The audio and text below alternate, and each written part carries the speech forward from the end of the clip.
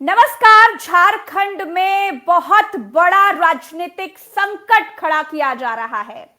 झारखंड से खबर आ रही है कि दो जहाजों से विधायकों को भरकर झारखंड से हैदराबाद भगाया जा रहा है ताकि कहीं विधायक चोरी ना हो जाए, विधायकों पर डकैती ना पड़ जाए। और सबसे बड़ी बात यह है कि अभी तक राज्यपाल ने चंपई सोरेन को सीएम पद की शपथ नहीं दिलाई है। तो झारखंड में ये जो बड़ा राजनीतिक संकट आया हुआ है, इस पर बात करने के लिए हमारे साथ आज हमारे सहयोगी भरत जी हैं, वरिष्ठ पत्रकार शैलेश सर हैं, साथ ही साथ मीनू जैन जी हैं हमारे साथ, और हमारे सहयोगी मयंक जी। आप सभी का बहुत बहुत शुक्रिया। आप भरत जी, आप तो ग्राउंड पर खड़े हैं, लेकिन झारखंड में बहुत बड़ा लोकतांत्रिक ड्रामा चल रहा है।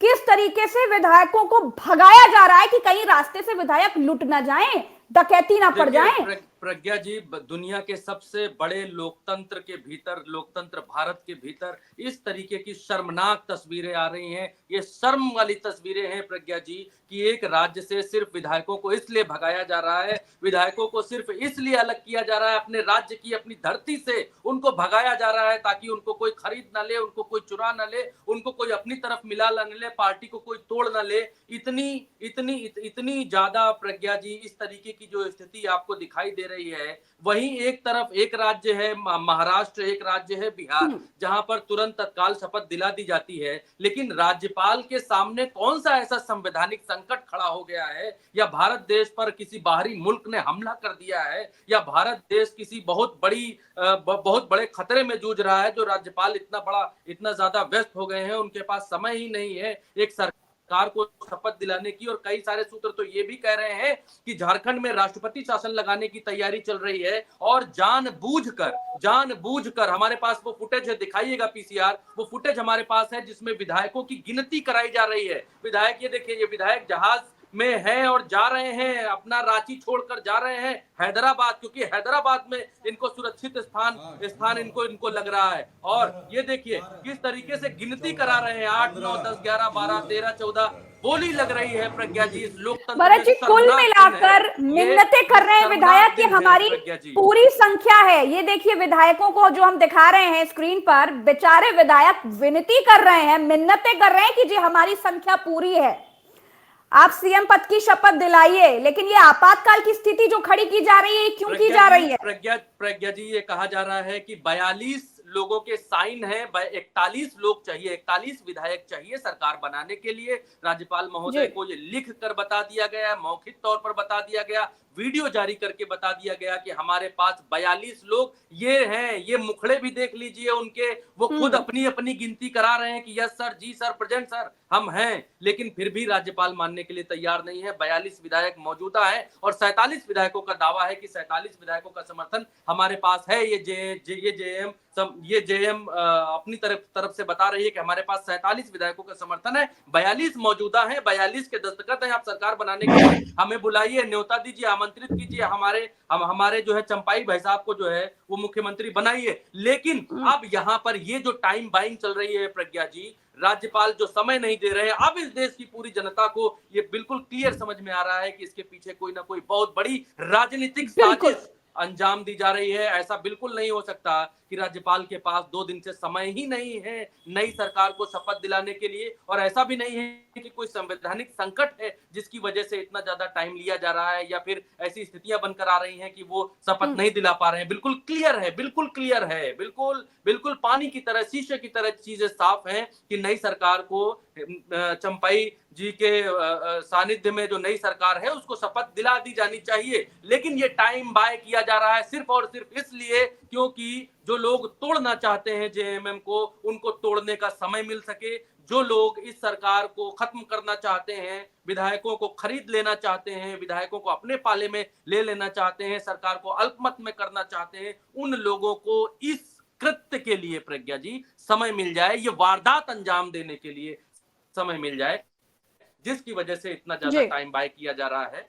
जी भरत जी, शैलेश सर के पास चलेंगे। शैलेश सर, 41 चाहिए, 42 43 वीडियो बनाकर कह रहे हैं कि जी हम सब साथ में हैं। कहा जा रहा है कि 47 लोग का समर्थन है, लेकिन फिर भी ये आपातकाल की स्थिति जो बनाई जा रही है शैलेश सर, ये क्यों बनाई जा रही है? ये इसलिए बनाई जा रही है कि वो विधायक टूट जाएं, वो थोड़ा निकले बाहर, और टूट जाने के बाद में अगर संभव हो तो बीजेपी की सरकार बने, और नहीं संभव हो तो चुनाव की घोषणा कर दें और लोकसभा के साथ उसका भी चुनाव करा लें। क्योंकि वैसे तो राज्यपालों की जो इस तरह की भूमिका है वो कोई नई भूमिका नहीं है। दुर्भाग्य से राज्यपाल का पद जिस उम्मीद से संविधान में रखा गया था उसका ये 10% भी पूरा नहीं करते। पार्टी के एक सदस्य के तौर पर काम करते हैं, बहुत सारे लोग एजेंट कहते हैं, मैं नहीं कहूंगा, लेकिन ये उम्मीद की जाती थी कि विधानसभा का अध्यक्ष या लोकसभा का अध्यक्ष या राज्यपाल चुने जाने के बाद वो आमतौर पर निष्पक्ष रहेंगे। लेकिन अब निष्पक्षता की तो कोई बात ही नहीं रह गई। अब ये है कि जो हमको करना है, अगर एक राज्यपाल जी को लगता है कि सुबह 6 बजे शपथ ग्रहण करा देना चाहिए क्योंकि लोग जग जाएंगे तो शायद मुश्किल हो जाएगी, सरकार वो कम ही दिन चली, लेकिन अजीत पवार को महाराष्ट्र के मुख्यमंत्री का शपथ ग्रहण करा दिया गया। महाराष्ट्र का उदाहरण है, बिहार का उदाहरण है, लेकिन झारखंड में नहीं हो पा रहा। मैं आपको कुछ और उदाहरण दूंगा, ये पहला नहीं हो रहा है। आप देखिए, जो मुझे याद है आंध्र प्रदेश उस समय जो है उसका बंटवारा नहीं हुआ था, एनटी रामाराव मुख्यमंत्री थे, और ये कह करके कि उनके पास बहुमत नहीं है, और वो वहां से हैदराबाद से चल करके बसों में यात्रा करके सारे विधायकों के सामने राष्ट्रपति के साथ राष्ट्रपति के पास पहुंचे, तब जाकर के उनको राहत मिली थी। वैसे ही उत्तर प्रदेश में, मैं नाम भूल रहा हूं, एक राज्यपाल थे, उन्होंने एक मुख्यमंत्री को शपथ ग्रहण करा दिया। स्थिति ऐसी आ गई कि कोर्ट के आदेश पर 2 मुख्यमंत्री एक साथ विधानसभा में बैठे और फिर जो है तय हुआ कि कौन मुख्यमंत्री होगा। तो ये जो भूमिका है, मुझे लगता है कि राज्यपाल का जो पद है उसको समाप्त कर दिया जाना चाहिए। राज्यपाल के पद की कोई जरूरत नहीं है, और वैसे भी राज्यपाल की कोई भूमिका नहीं है। जहां आमतौर पर राज्य सरकारों ने जो है उनकी भूमिका को, जैसे वो पहले विश्वविद्यालयों के कुलपति होते थे, बहुत सारे राज्यों ने उस कानून में बदलाव करके और राज्यपाल को कुलपति नहीं रहने दिया, क्योंकि वो जो नियुक्ति करना चाहते हैं वो उसमें मुश्किलें आती हैं। तो इसलिए इस पद को समाप्त कर दिया जाना चाहिए, मुझे ऐसा लगता है। चलिए सर, मीनू मैम हमारे साथ बहुत कम समय के लिए हैं, इसलिए मीनू मैम एक अपडेट दीजिए। जी जी छोटा सा एक बिल्कुल अपडेट है कि हैदराबाद जा रहे जो एमएलए हैं, इनका प्लेन अभी रनवे पर रुकवा लिया गया है, क्योंकि खराब मौसम की वजह से ये कहा जा रहा है कि आप उड़ान नहीं भर सकते हैं। तो न भागने दिया जा रहा है, न बचने दिया जा रहा है, न छिपने दिया जा रहा है। और इस देश का नागरिक उड्डयन मंत्रालय किनके हाथों में है, इस देश की जनता जानती है। और खराब मौसम की वजह से रनवे पर जहाज को रोक लिया गया है कि आप रांची से उड़ान नहीं भर सकते हैं। अगर नहीं भर सकते हैं, हाँ, आप जा नहीं सकते हैं हैदराबाद, ये कह दिया गया है। जी प्रज्ञा जी। मीनू मैम, देखिए किस तरीके का लोकतंत्र में मजाक उड़ाया जा रहा है। लोकतंत्र का विधायकों को जहाजों में भर दिया गया है। अब विधायकों को सीधे हैदराबाद ले जाया जा रहा था, लेकिन रास्ते में ही रोक दिया गया है, कहे खराब मौसम है। वाकई झारखंड का मौसम बहुत खराब ही दिखाई दे रहा है। आप क्या कहेंगे इस लोकतांत्रिक मजाक पर?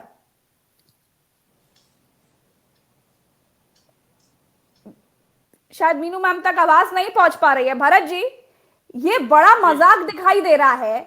मतलब विधायक भर दिए गए हैं जहाज में, हैदराबाद पहुंच जाते, रनवे पर रोक दिया गया है। जी प्रज्ञा जी, देखिए इसमें जो है बहुत ज्यादा ये है कि दिमाग लगाने की आवश्यकता नहीं है, और ये सबको मालूम है कि इस देश में जहाज कौन उड़वाता है, किस मंत्रालय के थ्रू जहाज उड़ते हैं, और वो मंत्रालय किनके पास है, किसकी सरकार है इस देश में। तो अभी तक हालांकि अभी तक क्या है कि भारतीय जनता पार्टी हर हाल में ये चाहती है, हर हाल में ये बात चाहती है कि झारखंड में किसी न किसी तरीके से खेल हो, झारखंड में किसी न किसी तरीके से परिस्थितियां बदलें, अब परिस्थितियां भारतीय जनता पार्टी की तरफ आए, क्योंकि झारखंड के भीतर जो नंबर्स हैं वो नंबर्स भारतीय जनता पार्टी के साथ है नहीं प्रज्ञा जी। और अभी भी जब ये गिनती कराई जा रही है विधायकों की, जब ये बताया जा रहा है कि हमारे पास इतने विधायक हैं, हमें जो है सरकार बनाने के लिए आमंत्रित करिए, तब भी उस समय भी भारतीय जनता पार्टी के पास और उनके पूरे गठबंधन के साथ मिलाकर 32 सीटें हैं, 32 विधायक हैं। लेकिन भरत जी, ये तो बिल्कुल जी, साफ और जो दिखाई दे रहा है इंडिया, कि लोकतंत्र की धज्जियां उड़ाई जा रही हैं, सब कुछ साफ दिखाई दे रहा है। यही तो लोकतंत्र है प्रज्ञा जी। नया भारत, अमृत काल का जो भारत है वो यही है। अमृत काल के नए भारत में लोग जो है अपने सामान की सुरक्षा करें ना करें, या घर में दरवाजा लगाएं, चोरों से परेशान, डकैतों से परेशान, वो वाला नया भारत अब पीछे छूट चुका है। अब जो है सत्ताएं चुराई जाती हैं, अब सरकारें चुराई जाती हैं, अब सीधे डायरेक्ट विधायक खरीद लिए जाते हैं, अब सीधे विधायकों को रिजॉर्ट में रखना पड़ता है, इस डर से कहीं चुरा ना ले उनका जो अपोजिट पक्ष है वो उनके विधायकों को चुरा ना ले जाए। और ये सब कुछ जो किया जा रहा है प्रज्ञा जी, ये सब कुछ जो हो रहा है ये क्या ऑटोमेटिक हो रहा है? ऐसा तो नहीं है, क्योंकि राजनीति में अगर राज्यपाल शपथ ना दिलाएं एक सरकार को, एक मैंडेट वाली सरकार को, जिनके पास समर्थन है, समर्थन पत्र है, और वो लोग भी हैं जिन्होंने दस्तखत किए, हस्ताक्षर किए, सब है, लेकिन फिर भी सरकार को शपथ नहीं दिलाई जा रही है, तो इसके पीछे सिर्फ और सिर्फ एक ही रीजन है कि झारखंड में बड़ा खेल भारतीय जनता पार्टी करने के फिराक में है। और झारखंड के भीतर हेमंत सोरेन के चले जाने के बाद अब जब आप कड़ियां जोड़ेंगे तब आपको कड़ियां जुड़ती हुई दिखाई देंगी, और बिल्कुल साफ दिखाई देगा कि ईडी ने क्यों हेमंत सोरेन को गिरफ्तार किया, ईडी क्यों पीछे पड़ी हुई है अरविंद केजरीवाल के, या फिर ईडी क्यों पूर्व मुख्यमंत्रियों के पीछे, लालू यादव, तेजस्वी यादव, या जहां जहां पर क्षेत्रीय छत्र मजबूत हैं उनके पीछे क्यों पड़ी हुई है। ये तो अब बिल्कुल साफ दिखाई दे रहा है, कड़ियां जुड़ती हुई दिखाई दे रही है कि हेमंत सोरेन बाबू इधर से जेल गए नहीं, अभी इधर पकड़ के ले नहीं गए, इधर इनकी सरकार गिराई जा रही, जबरन गिराई जा रही है, जबरन गिराई जा रही है प्रज्ञा जी।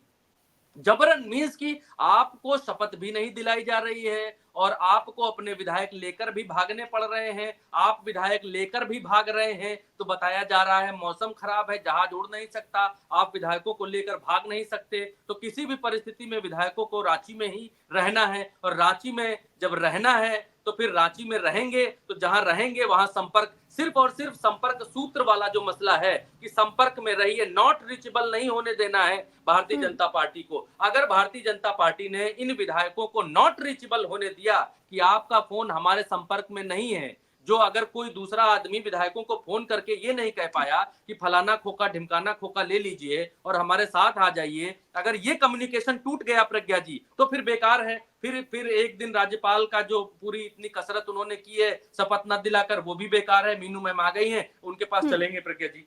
मीनू मैम, मेरा सवाल आपसे यही है कि हम जिस तरीके से देख रहे हैं कि लोकतंत्र, हमारा देश लोकतंत्र का देश है, लोकतांत्रिक देश है, यहां पर एक तरफ विधायकों को भगाया जा रहा है बचाने के लिए कि कहीं विधायकों पर डकैती ना पड़ जाए, और दूसरी तरफ विधायक भाग भी नहीं पा रहे हैं, उनको रहना भी पड़ेगा रांची में क्योंकि झारखंड का मौसम बहुत खराब है। तो ये इस तरह की आपातकाल स्थिति जो पैदा की जा रही है, इस पर आप क्या कहेंगे?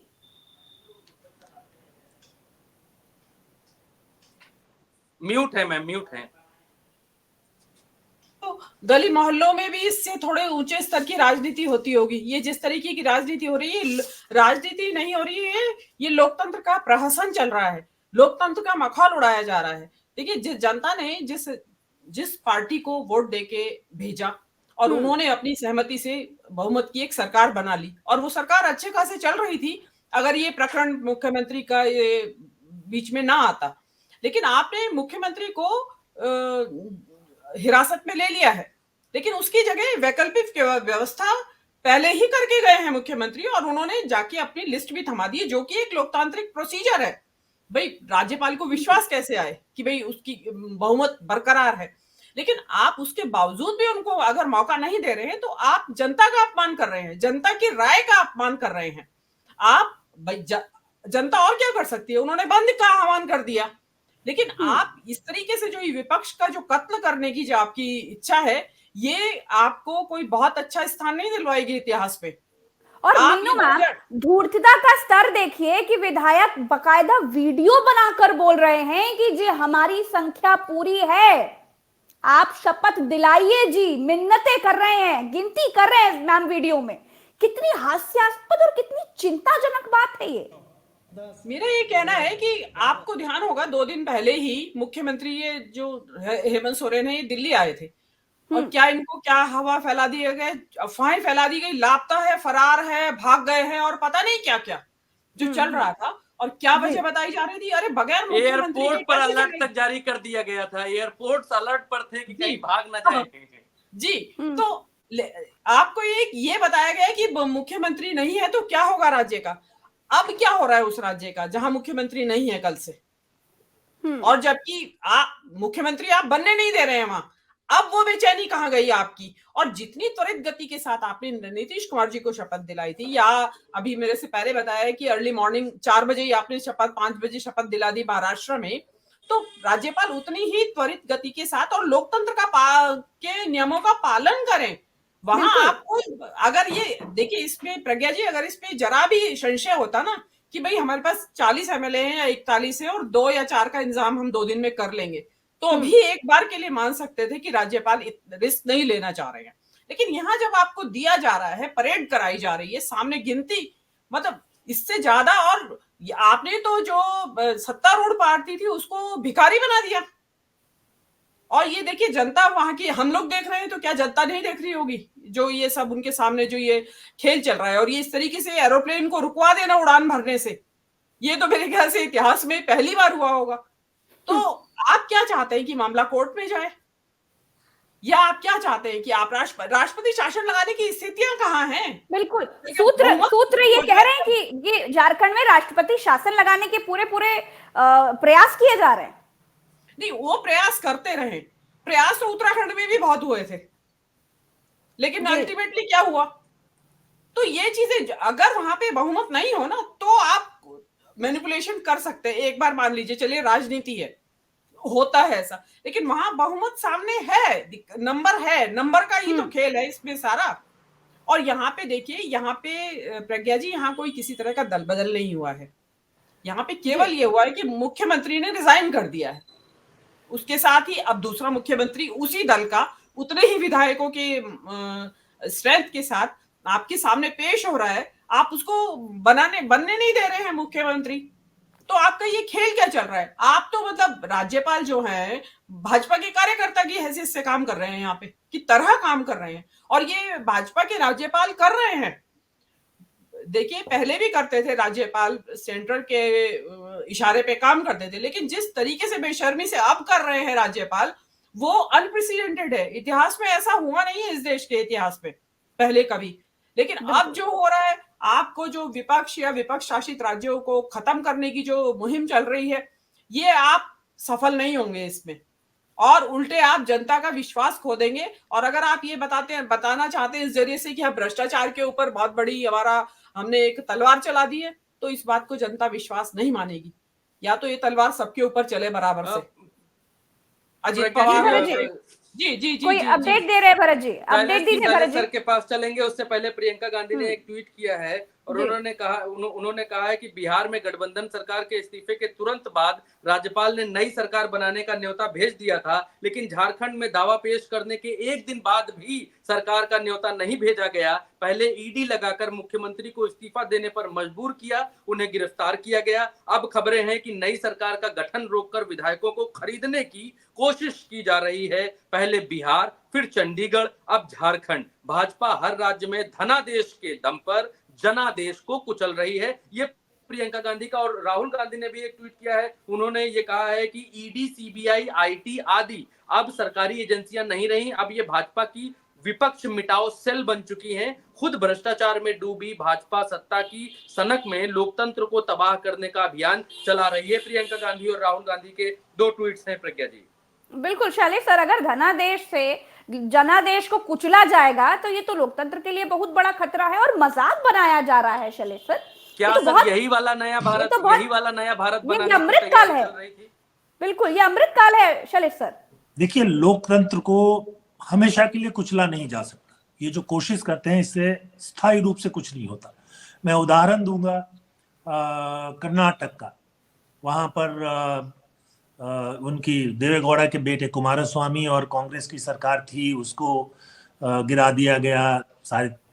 फिर उसके बाद में जो बीजेपी की सरकार बन गई और फिर बाद में चुनाव हुआ तो क्या हुआ? कांग्रेस पूरी ताकत के साथ वापस लौट आई। तो जो लोग ये खेल करते हैं उनको समझना चाहिए, और बीजेपी अगर ये खेल कर रही है तो उसको भी समझना चाहिए कि झारखंड के लोग जो हैं वो जवाब देंगे। ऐसा नहीं है कि वो चुपचाप मूक दर्शक बने रहेंगे। शिबू सोरेन और हेमंत सोरेन, शिबू सोरेन के बेटे हैं हेमंत सोरेन, ये काफी प्रतिष्ठित लोग हैं, और ये अगर ये सोचते हैं कि इनको बिल्कुल इग्नोर कर देंगे और इनको जेल में बंद करके और वो चला लेंगे, तो इनको गलतफहमी है। हो सकता है कि अभी से लेके कुछ दिनों के लिए सरकार बना ले, कुछ विधायकों को तोड़ दें, लेकिन जो अगला विधानसभा चुनाव होगा उसमें लोग इसको स्वीकार करेंगे, ऐसा मुझे नहीं लगता है। तो सरकार अगर सर लोकतंत्र को तोड़ मरोड़, एक सवाल है सर, जेएमएम के पास 29 विधायक हैं और भारतीय जनता के पास 36 विधायक हैं। सबसे बड़ी पार्टी झारखंड मुक्ति मोर्चा ही है झारखंड में, उनके गठबंधन भी सबसे बड़ा गठबंधन है। अगर मान लीजिए फ्लाइट नहीं भी उड़ने देते हैं या राष्ट्रपति शासन लगा भी देते हैं, विधायकों को तोड़ भी लेते हैं, इधर उधर कर भी लेते हैं, तो क्या गवर्नर की ही चलेगी, क्या राज्यपाल की ही चलेगी, या बड़ी पार्टी होने के नाते जेएमएम को सरकार बनाने के लिए बुलाया जाएगा? क्या क्या देख रहे हैं आप इसमें, देखिए तालमेल होने के बाद भी? ऐसा है कि वो जो पुरानी परंपराएं हैं वो खत्म हो गई हैं। अब नई परंपरा ये चल रही है कि अगर कोई गठबंधन उसके पास बहुमत है तो वो जाके दावा पेश करता है। तो कल को वो अगर विधायकों को तोड़ देंगे, कांग्रेस को तोड़ना आसान है, 19 विधायक हैं शायद उनके, तो 17 है, तो 17 में से अगर ये आप 2/3 मतलब समझ लीजिए कि कोई 10-12 विधायक अगर तोड़ लेते हैं तो तोड़ लेंगे, खत्म हो गया। उसके बाद सरकार बना लेंगे, क्योंकि वो उनके लिए आसान हो जाएगा, या कुछ लोगों से इस्तीफा दिला देंगे। तो ये कोशिश तो लोग चाहिए इनको, बिल्कुल। तो इनको एक तो तरीका है कि इस्तीफा दिला लें तो 9 लोगों की जगह जरूरत कम ही हो जाए, और दूसरा तरीका ये है कि 9, 10, 12 लोगों को तोड़ लें। तो ये तो कर सकते हैं, 2/3 को तोड़ा जा सकता है। लेकिन मैं इसको ये कहना चाहूंगा कि ये संदेश बहुत खराब जा रहा है। एक तो राज्यपाल की भूमिका ये एकदम शर्मनाक है। मुझे आश्चर्य होता है कि राज्यपाल के पद तक पहुंचने के बाद लोग जो हैं इस तरह का व्यवहार क्यों करते हैं। देश में जितने राज्यपाल हैं उनमें से शायद एक या ज्यादातर को तो कभी भी उपराष्ट्रपति बनने का भी मौका नहीं मिलता। जीवन का लगभग एक अपडेट देना चाहूंगा। जी अमन बोलिए। हाँ बोलो। जी एक अपडेट, अभी 5 मिनट पहले का ये एक्सपे न्यूज 18 बिहार ने अभी एक अपडेट दिया है। कम विजिबिलिटी के कारण चार्टर प्लेन से उतरे सभी विधायक सर्किट हाउस के तरफ लौट रहे हैं सारे विधायक। तो ये अभी का ये अपडेट आज ही रात में होगा खेल, मुझे ऐसा लग रहा है, उड़ने नहीं दिया। नहीं, हो सकता है कि आधी रात में ही नहीं करें, वो और टाइम देंगे और सोचते रहेंगे। राज्यपाल जी के बारे में बताया जाएगा कि उनको जुकाम हो गया है। आपको याद है कश्मीर में राज्यपाल ने कह दिया कि मुझे चिट्ठी ही नहीं मिली, ठीक है, और मेरा फैक्स खराब था। अरे ये कोई बात हुई? ये फैक्स खराब था इसलिए आपको सूचना ही नहीं मिली? तो ये कुछ भी कर सकते हैं ये लोग।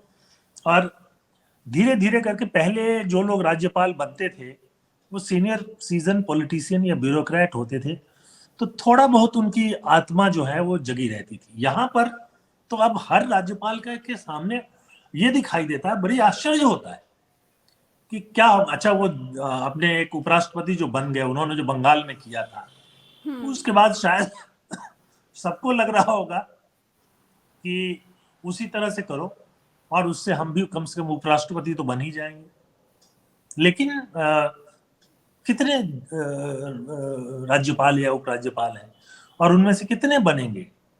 लेकिन उनको कोई शर्म नहीं है। वो एक टर्म और मिल जाए, कहीं और ट्रांसफर कर दिए जाए, किसी और तरह से एकोमोडेट कर दिया जाए। जब सत्ता जो है वो आपके लिए लोलुपता बन जाए तो आप किसी मर्यादा को याद नहीं रखते। और इन लोगों की यही स्थिति है। मुझे इनकी स्थिति पे आश्चर्य भी होता है, शर्म भी आती है कि आखिर क्यों इतना गिर जाते हो। बिल्कुल, अगर थोड़ी बहुत भी गुंजाइश होती, बहुमत को लेकर के, तो मैं कहता कि ठीक है, एक है तो ठीक है, वो एक सत्ताधारी पार्टी ने जिसने नियुक्त किया है उसके साथ जाए। लेकिन जब आपके सामने स्पष्ट बहुमत है तो आप उसको तोड़ने का मौका दे रहे हो। इससे ज्यादा शर्मनाक बात हो ही नहीं सकती, कोई कारण ही नहीं हो सकता। मीनू मैम के पास चलेंगे। प्रज्ञा जी, एक जी। सवाल मेरा है प्रज्ञा जी पर्सनली, कि जिस चंडीगढ़ मेयर इलेक्शन में हमने देखा कि किस तरीके से कैमरों के ऊपर सीसीटीवी फुटेज आई, पूरे देश ने देखा, फिर महाराष्ट्र में हमने देखा, फिर हमने बिहार में देखा, फिर हम अब छत्तीसगढ़ में देख रहे हैं, तो झारखंड क्या, में। हाँ सॉरी, झारखंड में अब देख रहे हैं, तो क्या अब देश में यही होगा और इसी तरीके से चीजें चलेंगी? आंख के सामने आंखों में धूल झोंकी जाएगी, मिर्चा झोंका जाएगा, आंखें फोड़ दी जाएंगी और फिर ये कहा जाएगा कि ये नया भारत है, ये नया लोकतंत्र है, ये इस लोकतंत्र में जो है हम और आगे बढ़ेंगे, देश को प्रगति की तरफ लेकर जाएंगे। तो देश कैसे प्रगति की तरफ जाएगा? जो सरकारें बनी हुई हैं उनको तोड़ लो, खरीद लो, क्योंकि आपके पास पैसा ज्यादा है, आपके पास चंदा ज्यादा आता है, तो आप सब खरीद लीजिए, तोड़ लीजिए, तहस नहस कर दीजिए, सब जगह आप काबिज हो जाइए। जनता वोट ना दे तो कोई बात नहीं। ईवीएम का भी आरोप लगता है कि ईवीएम के थ्रू खेल हो जाता है। हमने ईवीएम पर इतना सर खपाया लोगों ने, इतने वीडियोस, इतने सुप्रीम कोर्ट के वकील, इतना धरना, इतना प्रदर्शन, और फिर उसके बाद हमने चंडीगढ़ देखा, बैलेट पेपर पर वो पेन ऐसे ऐसे चल रहा है, इधर उधर चल रहा है। तो फिर क्या है लोकतंत्र? कहाँ है भारत चीन बनने जा रहा है क्या? मीनू मैम, आपका माइक शायद म्यूट है। ये जो सरकार है इसके पास विपक्ष को और या विपक्ष शासित सरकारों को नेस्तनाबूद करने के बहुत सारे तरीके हैं। उसमें सीबीआई, आईटी, आपका पेगासस और आपका आईटी सेल, बीजेपी का आईटी सेल खुद है। उसमें ये एक नई एंट्री है चंडीगढ़ वाले प्रकरण से भी हुई है। ये चंडीगढ़ वाले प्रकरण से मिलते जुलते प्रकरण, आपको याद होगा प्रज्ञा जी, भरत जी, कि ये इस तरह के प्रकरण राज्यसभा चुनावों में होते रहे हैं बीजेपी के शासन में। और आपको याद होगा गुजरात में किस तरीके से रात के 2 बजे तक इसी तरीके से जोड़ घटा चलती रही, और वही बैलेट पेपर के ऊपर ही। तो उनके पास एक नहीं 1000 तरीके हैं। वो इस देश को एक तंत्र की तरफ ले जाना चाहते हैं, लोकतंत्र से, मतलब जहां एक ही पार्टी का, चाइना की तरह एक ही पार्टी का शासन रहे, वो ही अपनी तरफ से नियुक्ति करे और वो ही अपनी तरफ से राज्य सरकारें हो या केंद्र सरकार हो वो ही चलाए। ये इसमें, और मैं आपको एक थोड़ी सी और बता देना चाहती हूँ, ये इन्होंने किया क्या है यहाँ पे। इनका प्रोग्राम पता है ये था झारखंड में, क्योंकि झारखंड में 1 साल है, अभी 1 साल से कम है चुनाव होने में विधानसभा का।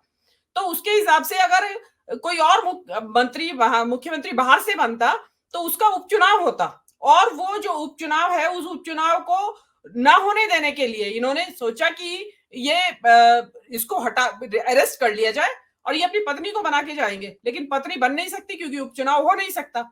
लेकिन हेमंत सोरेन ने तुरप का पत्ता निकाला और चंपई सोरेन को बना दिया। तो उनके बनाने से जो भाजपा का जो एक तरह से बैकफुट पे आई है ना, उससे तिलमिलाई हुई है भाजपा। ये जो टारमाक पे रोका जा रहा है एरोप्लेन को। मीनू मैं हमेशा एक सवाल पूछती हूँ और वो सवाल एक बार फिर से पूछ रही हूँ। भाजपा तो बड़ी कॉन्फिडेंट पार्टी है कि हमको तो कोई हिला भी नहीं सकता। अब तो राम मंदिर भी बन गया है। बार बार मैं सवाल इसीलिए पूछती हूँ कि मोदी की गारंटी जब है तो ये इतने निचले स्तर की राजनीति करने की जरूरत क्या है? ये देखिए, इस बार घबराहट है। इस बार ये 2019 की तरह बिल्कुल क्लीन स्वीप नहीं होने वाला है कि आपके मिल गए हैं पूरे के पूरे, आपने जितना चाहा जो टारगेट फिक्स किया और आपके उतने ही सीटें आ गई। यहाँ पे आप देखिए कि एक तरीके से साउथ इंडिया में काफी इनका दरवाजा एक तरह से बंद है। कर्नाटक में कुछ सीटें आ जाए तो आ जाए, बाकी राज्यों में जो कर्नाटक साउथ इंडिया की जितने भी राज्य है वो इनके लिए बंद हो चुका है दरवाजा, और एक तरह से नॉर्थ इंडिया की पार्टी बन के रह गई है बीजेपी। और नॉर्थ इंडिया में भी आप देख लीजिएगा, महाराष्ट्र में देख लीजिएगा, बंगाल में देख लीजिएगा और बिहार में देख लीजिएगा आप क्या स्थिति बनेगी, पंजाब में देख लीजिएगा क्या स्थिति बनेगी। तो नॉर्थ इंडिया के जब इतने सारे स्टेट्स जो इनके हाथ से निकल रहे हैं और जो अदर स्टेट्स भी हैं उसमें भी अन्य पार्टियों का परफॉर्मेंस सुधरा है। जहां कांग्रेस हार भले ही गई है 3 राज्यों में, लेकिन ऐसा नहीं है कि वहां वोट का सफाया हो गया है। तो वहां भी अगर उसको लोकसभा में कन्वर्ट करें तो वहां भी इनकी सीटें कम हो रही हैं। तो वो खतरा उनको महसूस हो रहा है और लक्ष्य रखा हुआ है 414 का। तो उसमें कुछ ना कुछ तो करना पड़ेगा। लेकिन ये जो कर रहे हैं, ये जो इनका जो प्रोग्राम है कि विपक्ष के सारे नेताओं को 2024 के चुनाव से पहले जेल में भेज दो, मुख्य नेताओं को, और फिर जो पीछे के जो चिल्लर नेता बचेंगे उनके जरिए चुनाव लड़ेंगी पार्टियां, तो फिर आप समझ ही सकते हैं। और आज मैं मीनू आपको मैम, बीजेपी अपने आप को शेर प्रज्ञा कहती जी, है, मेरा- शेर कहती है, तो शेर पार्टी के विपक्ष मुक्त विपक्ष से लड़ेगी किससे? कहना चाहती हूँ मैं प्रज्ञा जी, लास्ट बात मेरी ये ये जो जी। विधायक रोकने और प्लेन रोकने का सिलसिला क्यों रोक चला गया है, मेरे हिसाब से जी, जी। इन विधायकों के खिलाफ ईडी के केसेस की फाइलें फटाफट ईडी के दफ्तर में काम चल रहा होगा, आप जाके खोली जा रही होंगी। कि हाँ जी, इनकी जी। निकालिए, 43 की निकालिए, ताकि इनको दबाया जाए पहले। ये चल रहा है काम, इसलिए रोका गया है। जी बिल्कुल, मीनू मैम ने तो अपडेट दे ही दी है। और ये शैलेश सर, ये तो आप देश की हर एक जनता को, हर एक व्यक्ति को लग रहा होगा कि ईडी दफ्तर में अब काम बहुत तेज हो गया होगा। जी भरत जी, एक सवाल है, इसी से एक सवाल जुड़ा हुआ है कि क्या ईडी इतनी खतरनाक एजेंसी है, इतनी खतरनाक एजेंसी है कि किसी के भी खिलाफ कभी भी कैसे भी कुछ भी केस खोल सकती है? क्या ऐसा है सर? आपकी आवाज। जी जी। मीनू मैम कम समय के लिए थी, इसलिए वो जा रही हैं। जी शैलेश सर, प्लीज अपनी बात करिए। सवाल ये है कि इवन पुलिस आपके खिलाफ एक फर्जी एफआईआर दर्ज कर ले और आपको बंद कर दे, उसके बाद वो जेल तो आप चले जाएंगे। आपके ऊपर बलात्कार का या हत्या का या इस तरह का आरोप, तो आपके पास तो जेल जाना पड़ेगा। उसके बाद वर्षों तक मुकदमा चलेगा। तो ये जो ईडी के हो रहे हैं, आप बताओ ना कि कितने मामलों में जो पॉलिटिकल लोग हैं उनको सजा हो रही है या वो मामले सही साबित हो रहे हैं। वर्षों से घिसट रहे हैं। एक जो पॉलिटिशियन सिर्फ लालू जी के को लेकर के एक झारखंड में जो मामला जिसमें सजा हुई है, उसके बाद कौन सा सजा होता है। तो इसलिए इन्फोर्समेंट डायरेक्टर जो रेड करता है, हम लोग उसको रेड कहते हैं, वो कहते हैं हम छानबीन करने आए, हमको पता चला है कि यहाँ कुछ गड़बड़ है, हम पता करने आए, तो वो कोई अपराध नहीं है। उसके बाद वो पता करते हैं, फिर उसके बाद वो कह देते हैं कि ये 200 बेनामी संपत्तियां आपकी है। अब उसके बाद एक और सवाल है मेरा, बहुत मासूम सा सवाल है, पता नहीं क्यों मैं ऐसे सवाल कर लेता हूँ। 2014 में सर भारतीय जनता पार्टी जो है करप्शन के मुद्दे पर लड़ी, बताया कि कांग्रेस चोर है, कोयला घोटाला, फलाना घोटाला, ये वो सारे घोटाला। देश में एक भावनात्मक लहर बनी कि ये सब कांग्रेसी चोर हैं, भगाओ इनको, हटाओ इनको, एक सरकार आएगी, राष्ट्रवादी सरकार, राष्ट्र निर्माण करेगी, मोदी जी आएंगे। मोदी जी ने भी कहा काला धन लाएंगे, रामदेव ने कहा सब लाएंगे, सबको माला माल हो जाएंगे, 15-15 लाख, ये हो गया। 2019 आया, नेक्स्ट टाइम मोदी जी ने जो है राष्ट्रवाद के नाम पर चुनाव लड़ा, राष्ट्र के नाम पर, सेना के नाम पर, पुलवामा हुआ, सर्जिकल स्ट्राइक हुई, ये सब हुआ, देश में लहर बनी। 2024 का चुनाव आ रहा है और मोदी जी राम मंदिर के नाम पर ये चुनाव लड़ना चाहते थे, लेकिन ये थे मैं इसलिए लगा रहा हूं क्योंकि जिस तरीके की चीजें दिखाई दे रही हैं, अब ये मेरा हो सकता है मेरा पर्सनल राजनीतिक विश्लेषक के तौर पर मेरा ये पर्सनल विश्लेषण कहता हो कि इस बार भारतीय जनता पार्टी का राम मंदिर का मुद्दा शायद काम नहीं आ रहा है। और इसी की पुष्टि मैं आपसे चाहूंगा सर कि अब राम मंदिर का मुद्दा जब इतना अच्छा मुद्दा था, 1 महीने से गोदी मीडिया गाना गा रहा था, फिर सब कुछ राममय हो गया, तो फिर अब ये पैरेलल ईडी चल रही है। 2019 में इतना ज्यादा ईडी नहीं चली थी जितना अब 2024 के पहले ईडी निकलकर मैदान में आ गई है। तो क्या राम मंदिर के नाम पर भारतीय जनता पार्टी संशय में है? क्या भारतीय जनता पार्टी को ये लग रहा है कि हिंदी पट्टी के वोट जा रहे हैं या हिंदी पट्टी में झटका लगने वाला है, इसलिए विपक्ष को कमजोर करो, उनको लड़ने लायक ही मत छोड़ो, तो हमारे खिलाफ कौन लड़ेगा? क्या ये वाली ट्यूनिंग इस बार सेट करने की कोशिश की जा रही है? देखिए, मैं एक बहुत ऐसी बात कहने जा रहा हूं कि आप शायद इससे सहमत हो या नहीं हो, लेकिन इस देश में करीब करीब जो है 25-30% ऐसे लोग हैं जिनका मंदिरों से कोई संबंध नहीं है, वो कभी मंदिर नहीं जाते, उनकी अपनी पूजा होती है। मैं किन लोगों के बारे में बात कर रहा हूँ आपको पता ही होगा, दलित, पिछड़े इलाकों के रहने वाले लोग, उनका कोई सरोकार नहीं है। वो अपने घर में कुछ कोई एक माता, कोई देवी या कोई देवता रख करके मिट्टी से बना के उसमें वो चेहरा भी नहीं पहचान पाएंगे, उनकी पूजा कर लेते हैं। तो मीडिया के लिए और शहरी मतदाता के लिए और सवर्ण मतदाता के लिए राम मंदिर एक बड़ा मुद्दा है। और राम मंदिर क्यों, अब तो ज्ञान वापी आ गया है, तो आप जो है मंदिर बन गया तो उस पर ज्यादा लोगों को समर्थन लेना मुश्किल होता है। लेकिन कहीं विध्वंस करना है, कहीं अभी और कुछ बढ़ना है, उसमें ज्यादा मिलता है। तो जो अब स्थिति है, आप देखिए कि ज्ञानवापी का मुद्दा सामने आ गया है, ये भी बढ़ेगा धीरे धीरे। ज्ञानवापी के एक तहखाने में फिर से पूजा अर्चना की अनुमति मिल गई है, वो आगे बढ़ेगा। तो इसलिए सिर्फ राम के नाम पर या राम मंदिर के नाम पर ये चुनाव लड़ ही नहीं सकते थे, इनको अच्छी तरह मालूम है। तो उसके पैरेलल बहुत सारे मुद्दे इनको रखने थे। अब उसमें राम के मंदिर के मुकाबले एक बड़ा मुद्दा बन रहा था जाति जनगणना, जिसके चलते कि नीतीश जी को कॉन्फिडेंस में लिया गया, क्योंकि जाति जनगणना करा के और पिछड़ों को ज्यादा आरक्षण दे करके वो एक बड़े नेता जो हैं बन गए थे, तो अब उनको ले गए हैं। तो वैसे ही जो है वो जगह जगह जो है अलग अलग तरह से प्रयोग करके अलग अलग जुटाना चाहते हैं, और इसलिए सिर्फ राम मंदिर के सहारे जीतना आसान नहीं है।